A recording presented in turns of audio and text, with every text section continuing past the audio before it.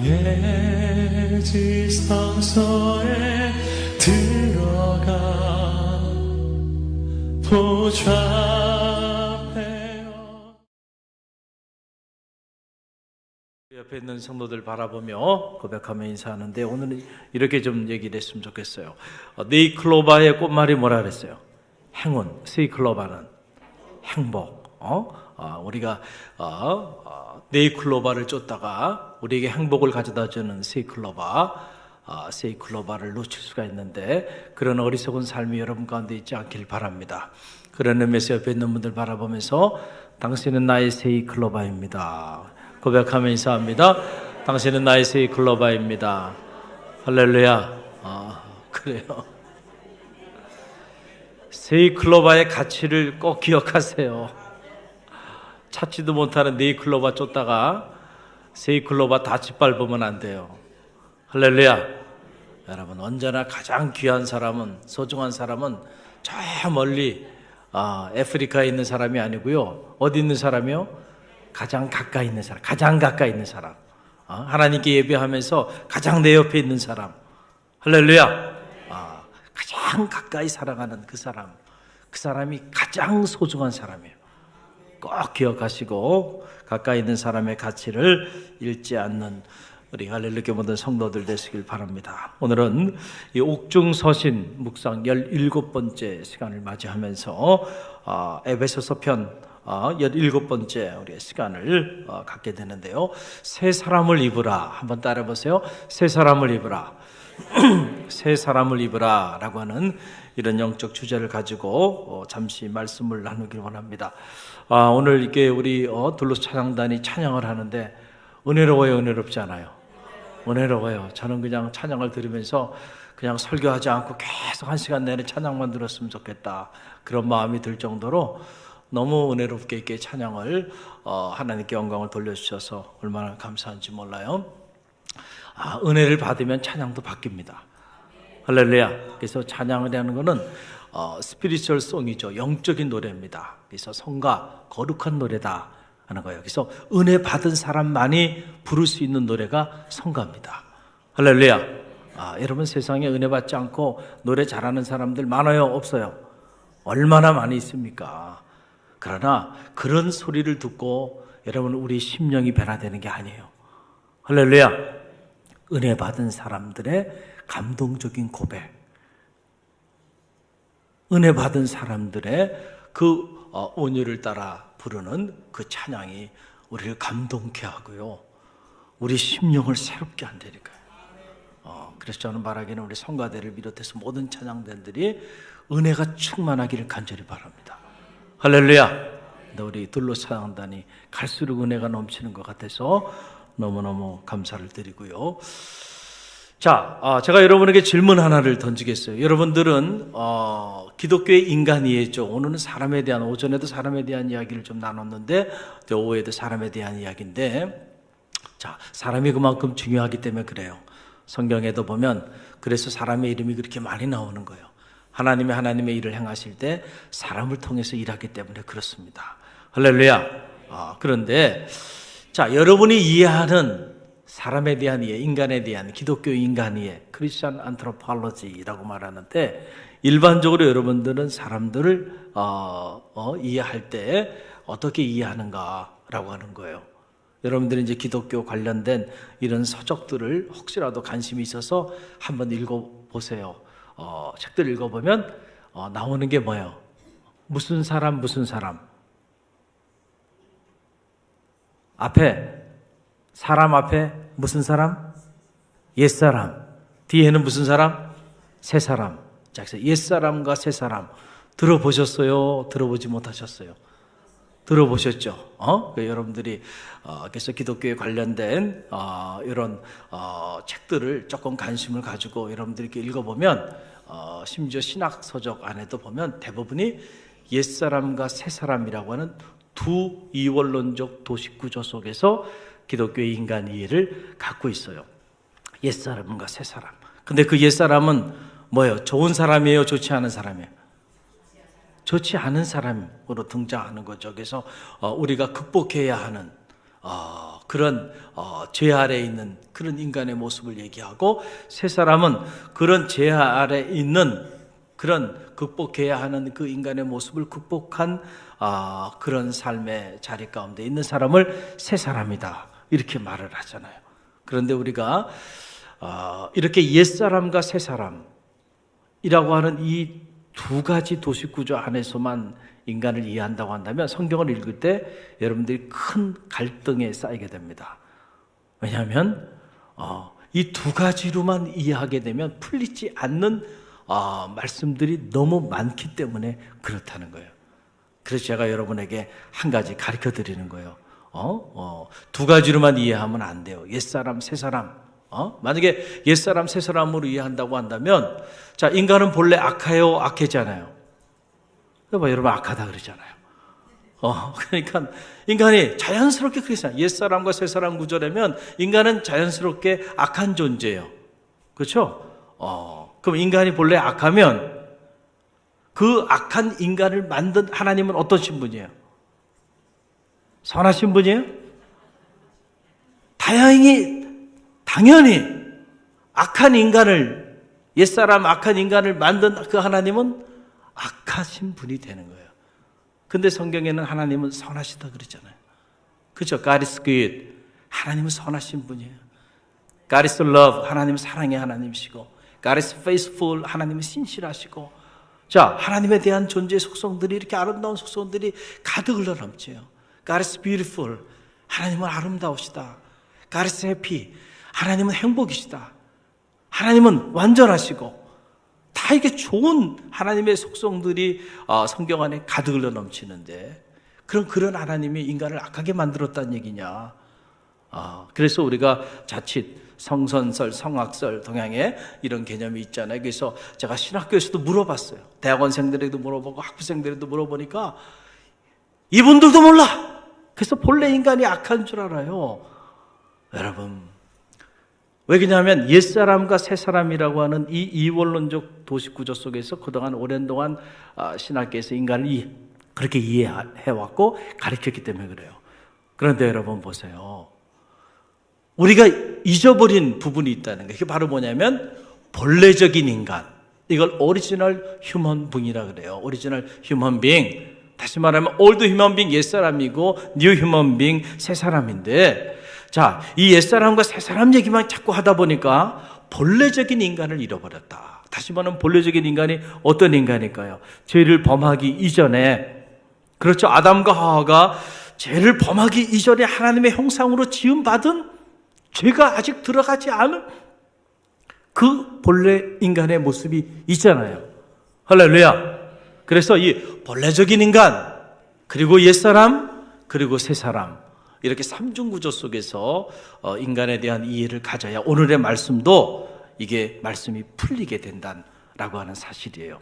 자, 이런 세 가지 맥락 속에서 오늘 말씀을 우리가 묵상하길 원하는데, 자, 오늘 말씀 보게 되니까 새 사람을 입으라 그랬는데, 새 사람, 그 새 사람이 어떤 사람인가?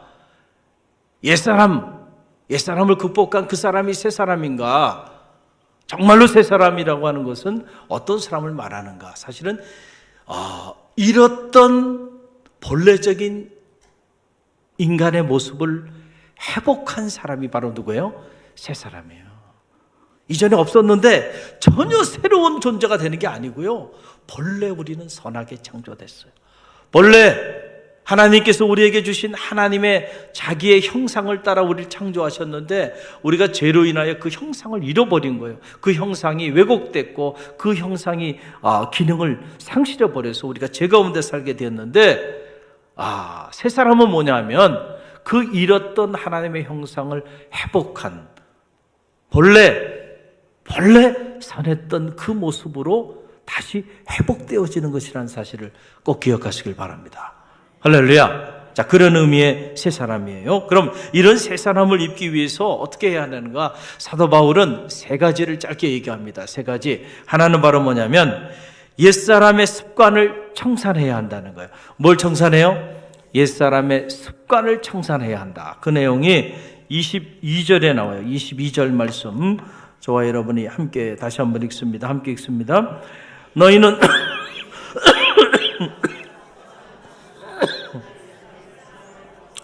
그래요. 너희는 유혹의 욕심을 따라 썩어져가는 구습, 오래된 습관을 말하는 거죠. 구습을 따르는 옛사람을 벗어버리고 그랬어요. 오래된 습관. 자, 썩어져갈 그 육체의 욕망을 따라, 유혹을 따라 살아갔던 그 오래된, 그 잘못된 그 습관이 있단 말이에요.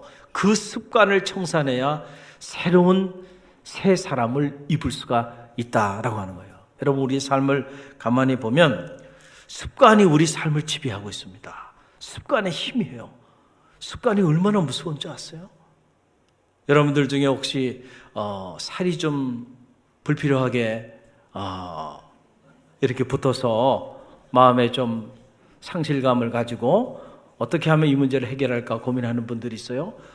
여러분, 우연히 어떻게 하다 보니까 살이 불필요하게 막 튀어나오기 시작한 거야?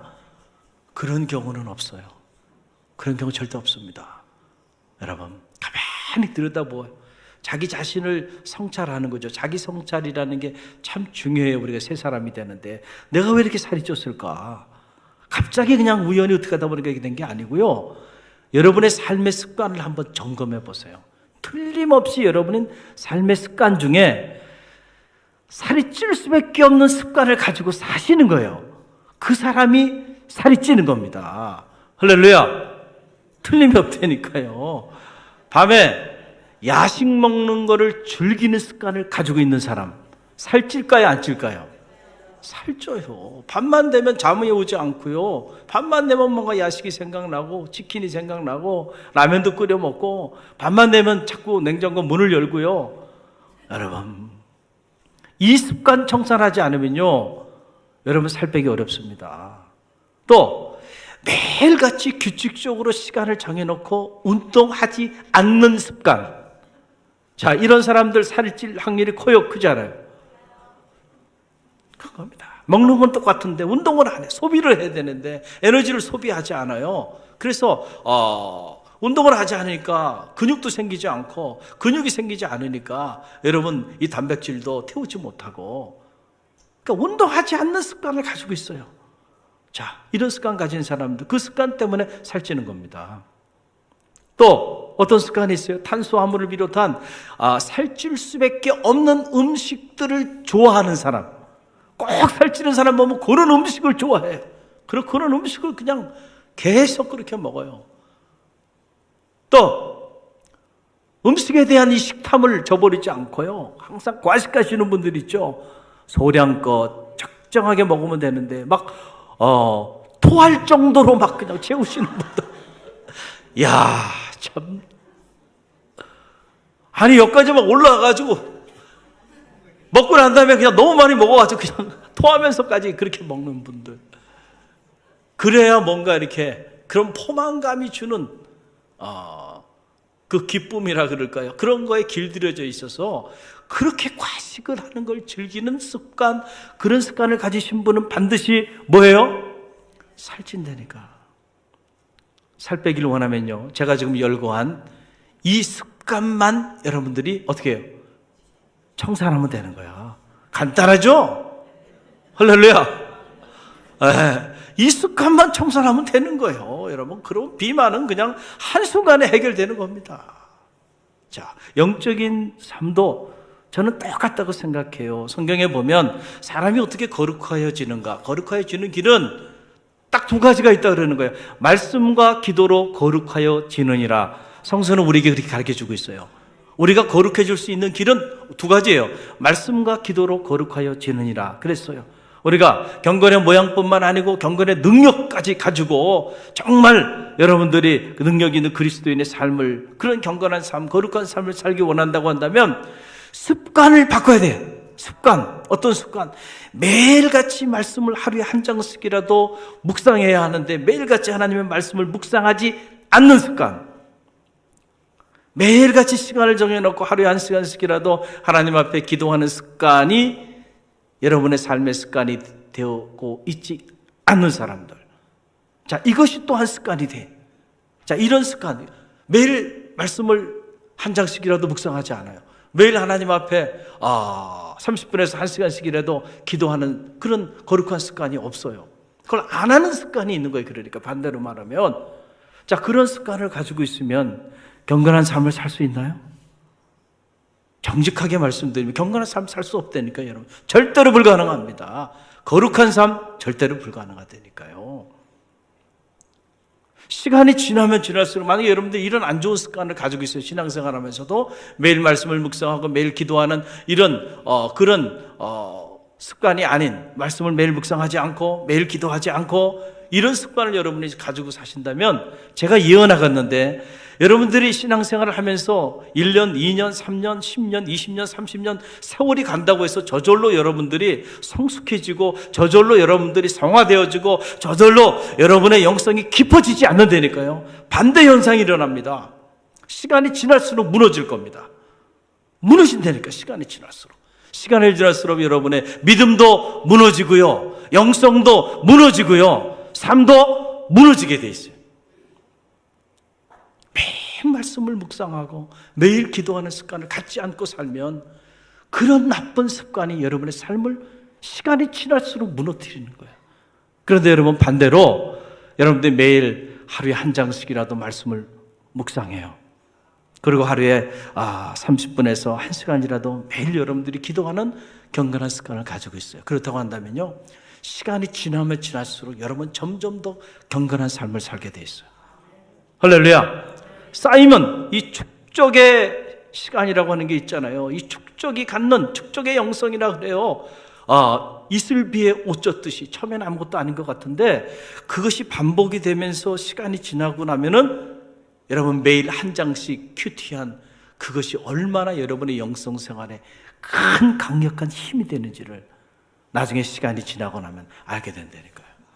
매일 기도하는 것이 아무것도 아닌 것 같지만 여러분이 여러분 자신을 위하여, 여러분의 자녀를 위하여, 가정을 위하여 매일 기도하는 그 기도가 쌓이기 시작하면요, 그 기도의 힘이 놀라운 역사를 가져오는 거예요. 그러니까 새 사람이 되고 싶으면 가장 먼저 뭐를 점검하라고요? 내 습관. 내 삶이라는 건 다른 게 아니라 뒤집어 보면 바로 오늘 나의 삶의 습관이 오늘 나의 삶을 결정하기 때문에 내가 오늘 어떤 습관을 가지고 있느냐를 보면 내 미래가 보이는 거예요. 이해가 되시죠? 할렐루야. 우리 청년들도 미래 꿈을 가지고 나가십니까? 미래 여러분의 삶이 뭔가 지금보다는 점점 좋아지는 그런 삶을 살길 원한다고 한다면 지금 여러분의 습관을 점검하세요. 좋은 습관을 가지고 있다고 한다면 미래에 희망이 있습니다. 시간 문제야. 이제는 시간만 지나면 되는 거예요. 그런데 반대로 좋지 않은 습관을 가지고 있다면 그 시간이 여러분의 삶을 무너뜨릴 겁니다. 그러니까 오늘 이 시간 여러분의 안 좋은 구습들이 청산되는 그런 시간이 되길 간절히 바랍니다. 또 두 번째, 새 사람을 입기 위해서는 어떻게 해야 되느냐? 마음을 고쳐 먹어야 한다는 거예요. 뭘 고쳐 먹어요? 마음을 고쳐 먹어야 한다. 여러분, 그 내용이 21절에 나와요. 자, 저와 여러분 다시 한번 함께 읽습니다. 21절. 오직 너희의 심령이 새롭게 되어. 그래서 여기서 이 심령, 너희의 심령이 새롭게 되어 라고 하는 말, 토프뉴마티 투 누오스라는 거예요. 토프뉴마티 투 누오스. 이게 무슨 말이냐면, 푸뉴마라고 하는 거, 오늘 오전에 제가 말씀을 전하면서 영이라 그랬죠. 영이라는 거, 푸뉴마, 성령, 영이라는 뜻이고, 누스라고 하는 말인데, 누스라고 하는 말은 마음이라는 말이에요. 마음. 근데 우리 NIV 영어 성경에는 이거를 the attitude of your mind, 너의 마음의 태도라고 하는 그런 용어로 이렇게 번역을 했어요. 그런데 이 번역은 적절한 번역은 아니에요. 근데 킹 제임스 버전을 비롯한 다른 대부분의 영어 번역은 그렇게 번역하지 않고 the spirit of your mind, 너의 마음의 영, 이렇게 번역했어요. 이게 아주 그 원어에 가장 가까운 번역이고, 또 우리가 심령이라는 거, 마음과 뭐예요?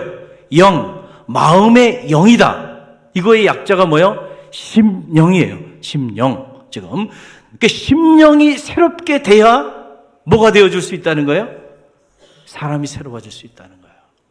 여러분, 우리 육신의 습관만 바뀐다고 우리의 존재가 완전히 새로운 존재로 바뀌는 건 아니고요. 우리의 마음과 우리의 영이 변화를 받아야 돼. 할렐루야. 그럴 때 진정으로 우리의 삶이 새 사람을 잇는 그런 역사가 나타나게 된다는 거예요. 그러면은 어떻게 하면은 우리의 마음과 영이, 이 심령이 새로 바칠 수 있을까라고 하는 거예요. 세 번째입니다. 바로 하나님을 따라서 의와 진리와 거룩함을 입어야 한다. 누구를 따라서요? 세상을 따라서? 아니에요. 하나님을 따라서 의와 진리와 거룩함이 우리 안에 채워질 때에만 비로소 우리는 새 사람, new being, 새로운 사람이 될 수 있다는 거예요. 여러분, 그 내용이 오늘 24절에 나오죠. 24절 저와 여러분이 함께 읽어봅니다. 하나님을 따라 의와 진리의 거룩함으로 지으심을 받은 새 사람을 입으라 그랬어요. 자, 제가 말씀드렸잖아요. 새 사람은 어떤 사람이라고요? 잃었던 하나님의 형상이 회복된 사람. 죄로 인해서 형상을 잃어버렸어요. 하나님이 당신의 형상을 따라 사람을 창조하셨어요. 자, 그래서 그 하나님의 형상 때문에 우리가 영이신 하나님과 소통하고 교제하는 거잖아요. 할렐루야. 그런데 죄로 인하여 이 형상이 타락하고 왜곡돼 버리고 말았어요. 그래서 옛사람, 죄 가운데 거하게 됐어요. 그래서 하나님의 그 존재의 형상은 모양이 아니죠. 하나님의 존재의 속성들이죠. 임무털한 거, 영원한 속성. 하나님이 영원하신 분이 있잖아요. 자, 그런 영원한 속성을 가지고 우리를 창조하셔서 본래 죄를 경험하기 이전에 인간은 죽음을 경험하지 않아도 되는 존재로 창조된 거예요. 할렐루야. 이걸 omniscient라고 하는 말로 표현하는, 이게 뭐냐면 Wissenschaft, Science라고 하는 말이 여기서 나온 거죠. 전지, 들어봤죠? 전지, 전능하신 하나님 들어보셨잖아요. 전지, 모든 걸 알고 있어요. 그게 하나님의 속성입니다. 이 지혜라고 하는 게. 그래서 우리가 하나님처럼은 아니지만 하나님이 그 당신의 존재의 속성인 그 지혜의 속성을 가지고 인간을 창조하셨기 때문에 인간에게도 뭐가 있어요? 지혜가 있는 거예요. 지혜가. 이성이라고 하는 거예요. 인간이 가지고 있는 이 이성적 작용이 과학도 발전시키고 문화도 발전시키잖아요. 그럴 수 있는 근거가 어디로부터 온 거예요? 하나님께로부터 왔다니까요. 그런데 그것이 죄로 인해 타락하니까, 타락한 이성을 가지고 과학 문명을 발전시키니까, 그렇게 발전된 과학 문명이 하나님께 영광을 돌리는 것보다는 오히려 세상을 한순간에 파멸해 무서운 죽음의 도가니로 몰아넣는 이런 안타까운 삶의 자리 가운데 놓이게 된 거예요. 1차, 2차 세계대전을 경험하면서 인류가 경험한 거예요. 인간이 가지고 있는 그 이성의 마차를 타고 나아가며 복지국가로 갈 줄 알았는데, 알고 보니까 인간의 그 똑똑하다고 하는 그 이성이 만든 이 과학 문명이 한순간에 사람을 창조의 영역이 아닌 파괴의 영역으로 밀어넣을 수 있다는 사실을 깨닫게 된 거예요. 지금도 우리가 이 핵전쟁의 위기 속에 있고 전 세계가 이 핵무기로 무장돼 있어서 지구가 수백 번 가루가 될 정도의 무기를 가지고 지금 그걸 깔고 앉아서 살아가고 있단 말이에요. 지금 얼마나 불안한 일이에요. 얼마나 무서운 일이에요. 타락한 인간의 이성이 만들어놓은 작품들입니다. 이런 작품들이. 하나님은 사랑이시죠. 그것도 하나님의 존재의 속성이에요. 하나님의 형상입니다. 본래 하나님은 그러시기 때문에 우리가 본래 사랑하며 살게끔 만들어놨어요. 사랑은 관계예요. 사랑하면 관계를 맺게 돼 있습니다. 할렐루야. 그런데 이 관계가 단절된 거예요. 죄로 인해서. 하나님과 우리 사이의 관계 단절되고요. 사람과 사람 사이의 관계들이 점점 갈수록 단절이 되는 거예요. 왜 이런 관계의 파괴가 일어나는가? 이걸 어느 철학자는 소외라고 하는 용어로 표현한 거예요. 소외를 경험하게 되는 거예요. 내가 내 자신으로부터 소외를 당하고, 내가 내 이웃으로부터 소외당하고, 내가 하고 있는 노동으로부터 소외당하고, 내가 행하는 이 노동의 생산물로부터 소외를 당하고, 이게 소외된 노동이다. 이게 1884년에 칼 마크스가 경제학적 철학적 초고라는 그 책을 통해서 소외된 노동에 관한 통찰력 있는 메시지를 던졌잖아요. 노동도 관계가 단절되면 노동자뿐만 아니고 그런 노동자가 있는 사회가 무너지는 거예요. 불행해지는 거예요, 사회가. 영적으로도 마찬가지예요. 하나님과 여러 사람의 관계가 단절되고, 성도 간의 관계가 단절되고, 또 목회자와 성도 사이의 관계가 단절되고, 친구와 친구 사이의 관계가 단절되고요, 부모 자식 간의 관계가 단절되고, 부부 간의 관계가 다 파괴되고 단절되는데, 여러분 어떻게 거기서 새 사람이 가능할 수 있을까요? 불가능한 거예요, 이거는. 지금 성경이 말하는 새 사람은 잃었던 하나님의 형상이 회복되어지는 존재인데, 바로 뭐냐면 하나님의 그 형상 중에 관계의 형상, 즉 사랑의 형상이 회복되어지는 거죠. 그럴 때 그 사람이 새 사람이 되는. 이야, 달라졌네 저 사람. 과거에는 조금만 좀 자극을 주면 막 소리를 지르고, 조금만 자극을 주면 막 그냥 분노를 제어하지 못하고 폭발하던 사람이 오늘 갑자기 딱 보니까 다른 사람이 됐어요. 할렐루야. 옆에서 막 찔러도 웃기만 하고요, 자극을 해도 화를 내지 않아. 달라졌네. 이게 어떤 사람이에요? 새 사람이에요, 새 사람. 갈릴리 교회 새 사람들이 많죠. 요즘 제가 계속 얘기 들어요. 오늘도 이렇게 방문하신 분들이 많이 있어요. 등록은 안 했지만 방문해서 모시고 온 분들이 많이 있는데, 그분들이 오게 된 사연을 제가 알아요. 보니까 20년, 30년 같이 지내왔는데 어느 순간에 갈릴리 교회 나간다 그러더니, 갈릴리 교회에서 신앙생활 한다 그러더니 말이 달라지고 얼굴이 달라지고 삶이 달라졌네. 자, 그 소리 들어요, 안 들어요? 듣잖아. 그러니까 어떻게 된 거야? 갈릴리 교회가 어떤 교회야? 그래서 오신 분들이 있다니까요, 오늘. 할렐루야. 우리가요, 주님 안에 제대로 거하기 시작하면요, 우리 삶이 변화되지 말라도요, 변화되게 돼 있어요. 할렐루야.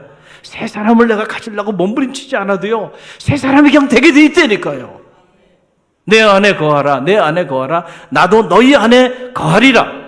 여러분 보세요. 하나님을 따라 하나님의 의와 진리와 거룩함으로 우리의 심령이 채워지면, 그러면 그때 우리는 새 사람을 입게 되는데, 그 하나님의 의와 진리와 거룩함이 어디에 나타났어요? 바로 예수 그리스도 안에 나타났잖아요. 그러니까 우리가 하나님의 의와 진리와 거룩함 그 자체가 되시는 주님 안에 거하면, 그러면은 우리 잃었던 하나님의 형상이 놀랍게 회복되어지는 역사가 나타나게 되는 거예요. 세상의 그 어떤 곳으로도 잃었던 하나님의 형상을 회복할 재간이 없습니다. 오직 주님 안에서만 우리는 잃었던 하나님의 형상을 회복할 수 있는 거예요. 그때 비로소 우리가 새 사람이 되는 거예요. 그때 비로소 우리가 크리스천 라이프라고 하는 기독자의 거룩한 삶이 그때 비로소 시작이 되는 겁니다.